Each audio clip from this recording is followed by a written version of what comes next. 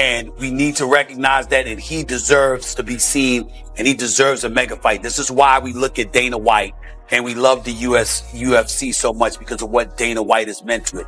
Because the number one gift that Dana White brings to the table, that he will make sure that if you want to see a fight, if the public at large wants to see a fight, he will prioritize making sure you get to see that fight. That's Dana White. The promoters have hijacked boxing, and as a result, they deny us the opportunity to see these great guys in mega fights, and it's a damn shame. That's why Jake Paul is so relevant. I think it's Cap. I don't think he's actually retiring, but it's a smart move by him. Terence Crawford was ducked at 135. He was ducked at 140. He was ducked at 147. Then after leaving 147, he beats Canelo. Now he's the man. He finally got to, I'm the number one draw in boxing status, and he never fought. If this retirement stays, he'll never fight again afterwards. It's tough because at 38 years old, that's when he reached that peak. If he fought for another 3 years, maybe we could have that conversation, and I think it'd be undisputed. I do think though. What pushed one of boxing's greatest champions to step away from the sport has everyone talking, and the truth hits hard as Stephen A. Smith delivers a harsh wake-up call about boxing's broken system and why it needs real change. Ever since Terence Crawford retired, the boxing world has been buzzing with non-stop debate.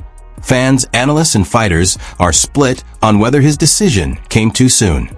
Many believe Crawford walked away early and still had more to prove inside the ring. But boxing great Andre Ward has completely shut down that argument.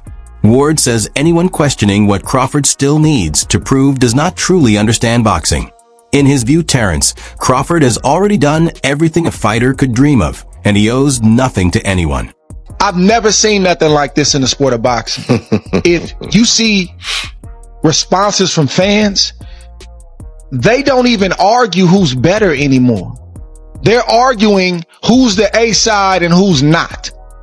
Who's a draw and who. Y'all don't know a left hook from a fish hook, and you talking about who's the draw and who's the A side. That's the point that I'm making.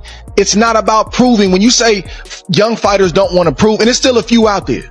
And I think the Terence Crawfords of the world, I think he's one of the last of a dying breed. When you say prove, question is prove to who? Because if I can prove to my 500, 1 million, 2 million, 4 million followers, as long as they believe that I'm a GOAT. Many boxing fans feel Terence Crawford stepped away too soon and still want to see him fight their chosen opponents. Andre Ward does not agree with that view at all. He says fans do not get to decide when a fighter becomes a legend. That title comes from the respect of true peers within the boxing world. Ward explains that if Crawford coaches, trainers, and family are at peace with his choice, then there is no reason to be concerned about outside opinions. In the end, what fans think does not matter more than the voices of those who know the fighter best. And that I'm him, and that I've done enough, and everybody's ducking me. That's enough. That's the validation that helps cats sleep good at night. Yeah. The validation that yourself, myself, and other people was after was number one, me. I gotta feel comfortable living with me. I gotta walk around and live with myself and be like, bruh, are you really him? Then it's my people, my coach, my goddaddy, my circle. I gotta look my kids in the face and I want them to know that my daddy the best fighter in the world. The real answer is, what do your peers say about you? How do they feel about you? Because most of the time, unless there's some personal stuff going on, a fighter gonna keep it 100. Yep. Fans can say what they want to say. You didn't fight nobody. A fighter will come in and say, you tripping. He fought this guy, that guy, this guy, this guy. In his opinion, this was the ideal ending. The way Terence Crawford walked away after facing Canelo showed there was nothing left to prove.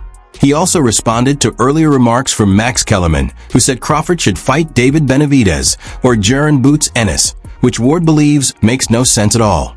Answering his critics, Ward made it clear that what Crawford has already given to boxing is more than enough. There is no opponent left he needs to face, and no goal left he needs to chase. Personally, I wouldn't be mad if I never see Terence fight again. That, the way he performed, getting ready to be 38, I think, in a few days. Man, what better way to go out? What better way to tell the game goodbye. What better way? Who you gonna fight? I was arguing with Max on the way to the venue about Boots Ennis. Nah, we don't go fight Canelo and then go back and fight Boots Ennis. I saw a report today. Somebody was talking about him going up to light heavyweight. Nah, we don't go up to light heavyweight. We just went up 3 weight classes since the Spence fight and 2 weight classes since the Madrimov fight, my last fight. This is the perfect send-off, Roy. This is something Stephen A. Smith also understands clearly. He respects Terence Crawford's choice to retire, but feels Crawford's name keeps getting dragged into non-stop debates about who he should fight next, similar to what Floyd Mayweather dealt with in his era.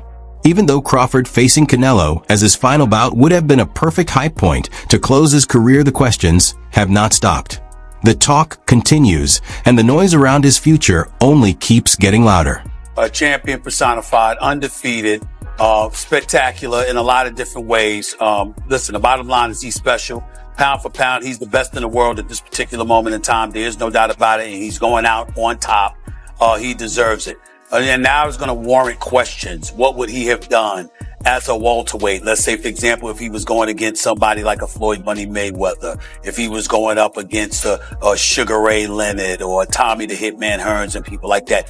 He's in that conversation where you're asking those questions. Some people would pick him to win. Others would say no, because his boxing brilliance is undeniable. And for him to go out and to step up to super middleweight and to beat Saul Canelo Alvarez says a lot about him. The only thing that I would say is that I really, really wish there were 2 fighters that I wished that he had fought. I wish that he had. While showing respect for Terence Crawford, Stephen A. Smith admits he would still love to see him share the ring with 2 specific fighters. He makes it clear these are personal preferences and not doubts about Crawford's decision to retire. Instead, he points to the ongoing debate that continues to surround Crawford within the boxing world. In his view, there are a few fighters operating at a level that truly earned a chance to face Crawford, and those are the matchups he wishes fans had the opportunity to see. That I wish that he had fought. I wish that he had fought the Charlo at the junior middleweight division, because obviously they don't like him. They love Errol Spence, and he destroyed Errol Spence. I would have liked to see him fight those guys, one of them anyway. And I definitely think that a guy by the name of Jaron Boots Ennis, at the welterweight division, you're going to hear a lot about him in the future. Doggy, Peter, the reason why people don't hear more about him is because people won't fight him. At some point in time, when you are spectacular, as Jaron Boots Ennis is, you deserve a mega